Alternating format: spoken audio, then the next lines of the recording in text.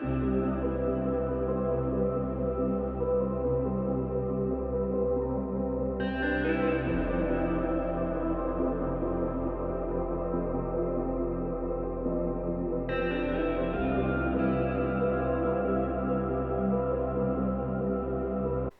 everyone and welcome back to Saturn Secrets. This is the weekly astrology podcast on the week commencing the 18th of January 2021.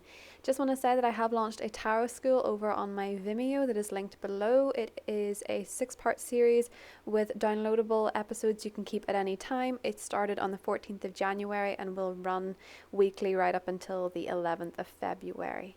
The link to that is in the description box below. So the week's energy is intense and it's very much Martian.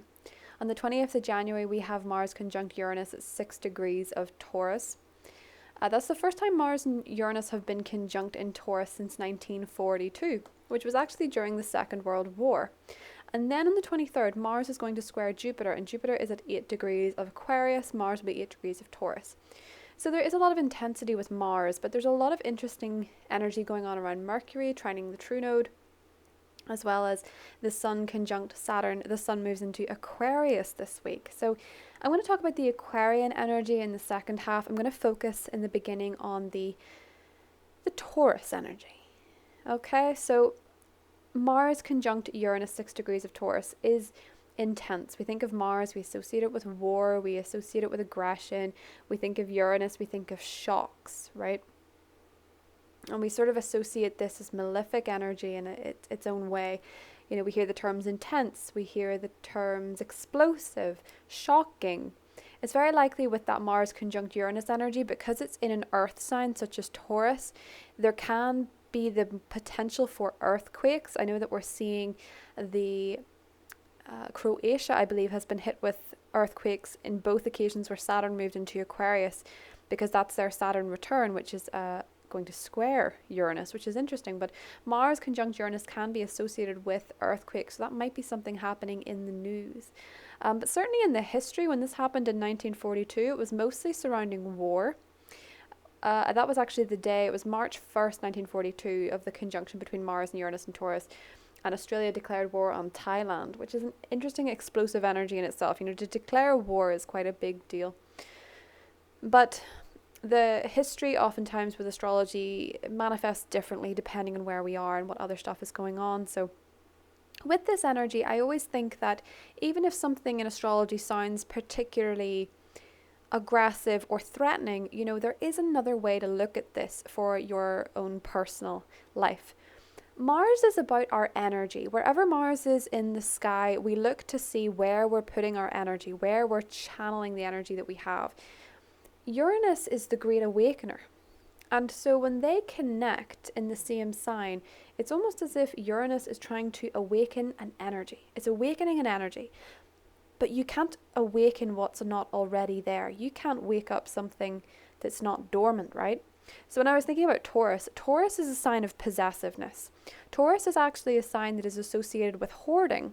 So when I look at this Mars-Jupiter square and this Mars-Uranus conjunction, I think about hoarding. I think about accumulating so many things in your drawers and your closet, and the more that you just push stuff in, the more you forget what's in there, the more that it's hidden from you, and the more things build up until you have to take everything out and have it in full view to see what you have, what you didn't realize you had, and then from there to process it. What do I need to get rid of? What have I outgrown? And so for everybody, I think that this is a point of seeing how much stuff has accumulated either in your physical life with things that you do, with things that you keep, or in your emotional life, things that you have been hoarding emotionally, tensions in particular, resentments that have been building up within you, maybe frustrations, particularly at the restrictions, because it's not necessarily an easy energy, it's all building up within you and you just feel explosive. So those days, Mars conjunct Uranus in particular, those are days when things can feel very inflated and they can feel bigger than they are thanks to Jupiter. But it's important in those days, I think, to channel a little bit of Mars energy and be somewhat selfish. You know, invest in your own time and not get into conflicts with other people because of this amplification with Jupiter. What we're putting out in terms of energy is going to be expansive. And although the square is a point of tension, it's also a point of breakthrough. Having a breakthrough in terms of where we're putting our energy and just how much it is coming back to us. It's the laws of the universe. What we put out, we get back. And so when a Mars-Jupiter square comes along, or even a Mars conjunct Uranus comes along, I think that there is this amplification of what we're putting out in terms of energy, or where we're putting energy. You know, the square energy is one thing on its own, but the conjunction, I think, is a beautiful time to declutter. It's a beautiful time to have affirmative action in your life that's going to free you up. And the reason I say that is because Mars squaring Jupiter, and Jupiter being in Aquarius, the sign of the future. With that being in mind, it is a wonderful time to declutter in order to make space for your future and figure out where you want to invest your energies in your future, what it is that you want it to look like, what it is that you want to do for yourself. And in many cases, although it is something that has been, of course, wellness itself has now been sort of capitalized, really, but having a cleaner, more decluttered environment, a minimalistic approach to your space at the moment can really do wonders for your mind, because I do think studies show that oftentimes a space that is more minimal with less stuff usually has less stress. So I do see this conjunction as being that point when you're decluttering a room where everything is up and everything is on the bed or everything is on the floor, or it's even like, cleaning out the house of someone who's passed and realizing just how much they've accumulated in their life, how much one person can have so many things and how much many of these things just get stored away. And what is it that we need in order to progress? What do we need to take forward, and what do we not need? What could be rehomed and what could be distributed. Sorry, Mercury shadow is getting me already. Distributed onto maybe other people that need it more, or somebody else that needs it more. Because with Taurus, especially with Uranus there is a big factor here of sustainability, and Aquarius too is generally a very forward-thinking, futuristic sign. There is a clash here, I think, with Mars and Jupiter. The Aquarian-Taurian clashes makes me feel about the environmental future that we have, and maybe there's going to be some debates and some information come up, or something comes up surrounding climate change or sustainability that we have to really get serious about. And I say that because on the same day as that Mars square Jupiter aspect, the Sun is conjunct Saturn, 4 degrees of Aquarius. And so we have another Aquarian conjunction under our belt. And the Sun shining a light on Saturn, this is very much fathering energy. It is divine masculine energy, I believe. It is constructive, it is practical, it is good solid advice. And it is something that wants to be felt on a sustainable level, making a commitment to something sustainable, building something for your future, building something for everybody's future. There is a wonderful selflessness to Aquarian energy, but there's also that strong individual streak that oftentimes can really move away from, and we'll talk about this more in the full moon video, but can move away from the egoic self and feel more connected, but with a healthy detachment to everything going on. And I was watching a show earlier where a lot of the panelists were discussing how they're feeling given the pandemic and the lockdown and things, and they were saying that naturally they would be criers. They would cry on a regular basis. They're very comfortable with crying, but recently they've not been able to. And they weren't sure why, but it seemed to be almost a collective thing, where people just aren't sure what they're feeling at the moment. They can feel something's coming, but they just don't know how they feel just yet. And I think with the dominance in the sky of the earth and the air, earth and air on a shadow level can suppress feelings for a very long time. And as I said, with the decluttering, it can be hoarding up these emotions that need to come out, and they might come out in explosive ways. So it's important when that Mars conjunct Uranus aspect to try and separate yourself, tap into the Aquarius energy. Mercury trine the true node, because those are the energies we need to lead with, right? The true node is what we need to lead with. The Aquarian, the Gemini, the healthy detachment, basing it in facts. Not to sound like Ben Shapiro, but I don't mean facts over feelings, or facts don't care about your feelings, but, to try and tap into that air sign energy of, maybe it's something else, maybe they're not really annoyed at me. Maybe they're exploding because they've been hoarding all these emotions for so long, and it's not actually me having a cup of coffee on the table without a coaster kind of thing. And so that leads me to the Aquarian energy. Now, the Mercury trine true node, 19 degrees, Mercury is in Aquarius at 19 degrees, the true node's in Gemini, 19 degrees. That air trine, I think we kind of need that. And yes, there's tension going on with those. The true node is still squaring Neptune, and that's going to become exact the following week. But with Mercury trine the true node, I always think that when Mercury's in Aquarius, we can get information about our future. But the glorious and the tricky thing about Aquarian energy that astrologers find is that when Aquarius is in the mix, it's actually quite hard to make predictions. It's easier to say expect the unexpected with Aquarius because the future is developing so rapidly, and it's so innovative with Aquarius that we can't often predict what it's actually going to be because it's not something we've experienced before. The mind can't understand the eyes can't see what the mind doesn't understand, that kind of thing. It's spotting the signs of something that you're not aware of is quite hard to do. And so I think back to last year when Mercury was in Aquarius, and I think, well, the news about the pandemic was really starting to roll out about the potentials of what could happen and what the world could look like. And because nobody expected it, nobody had lived through it, really. They hadn't lived through that type of thing before. A lot of people, or at least most people hadn't, a lot of people didn't believe it, and they didn't really register with it, and they kind of thought, no, there's the Aquarian energy sometimes of pushing it back to the future. But it was giving us a preview that we couldn't really understand because we'd not seen it before. And that's what I'm seeing with this, right? The true node is in Gemini. Gemini is media. Gemini is information.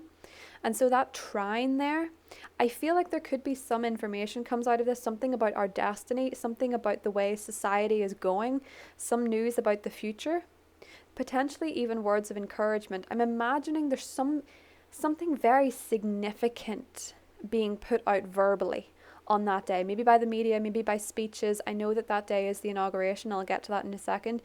But I am expecting some kind of preview of the future. But is it true?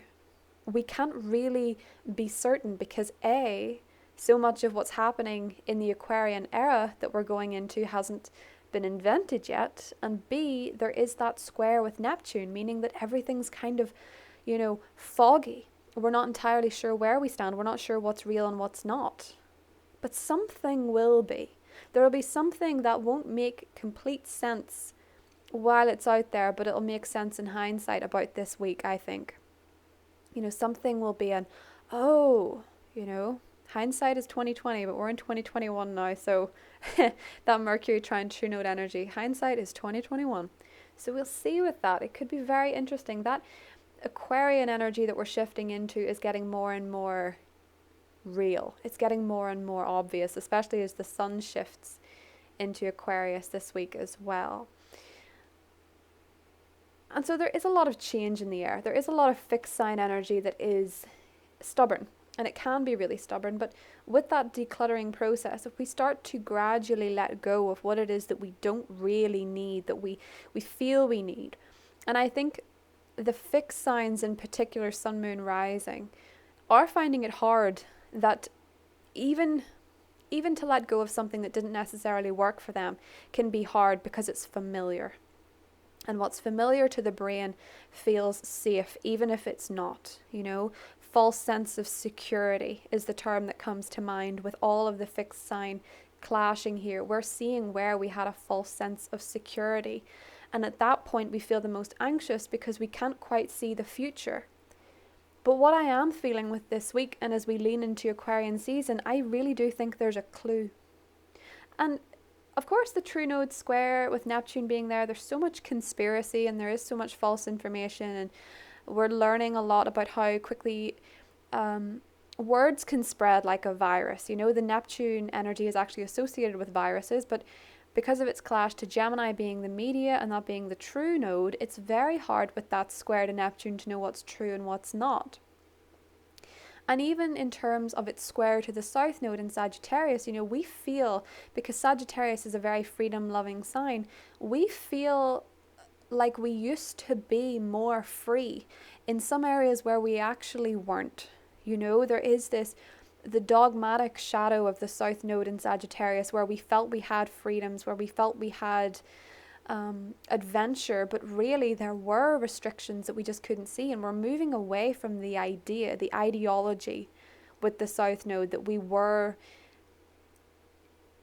in good positions. I think that a lot of the energy shifting now are showing us where we were actually, as I say, lulled into a false sense of security. It's like in the video last week, the podcast last week, I was speaking about the Jim Carrey story and how he followed his dreams because he had seen his dad play it safe and lose anyway, you know?